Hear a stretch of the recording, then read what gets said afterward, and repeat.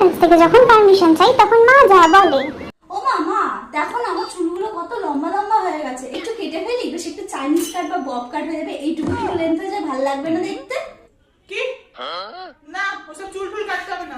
বরকে বলবি বিয়ের পর বরের সাথে গিয়ে চুল কেটে আসবি, বর যা কাটাতে তাই কাটবি। কি? ও তাই, দাঁড়া মাকে এক্ষুনি গিয়ে বলছি, মা পারমিশন দিয়ে দেবে মনে হচ্ছে, দাঁড়া। ও মা জানো তো সব বন্ধুরা মিলে না দীঘা ঘুরতে যাচ্ছে, আমরা 5-6 জন আছি, রিধিমাও যাচ্ছে আমাদের সাথে, যাই? কি না, ওসব কোথাও যেতে হবে না। বিয়ের পরে তুমি আর রিধিমা দুজনে মিলে বরের সাথে চলো ঘুরতে। দীঘা কেন, জামা হয়ে যাবে। আর রিধিমা যাচ্ছে না, আমি ওর মাকে ফোন করছি। এটাও বিয়ের পর? তো সব কিছু দেখে আমার বিয়ে। ইরেমা নাই, ঘর সন্ধ্যেবেলা কোথায় যাচ্ছিস একা একা?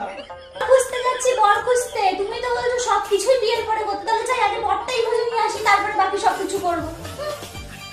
ও আচ্ছা ঠিক আছে, বিয়ের পর বর খুঁজতে যাবি, এখন ঘরে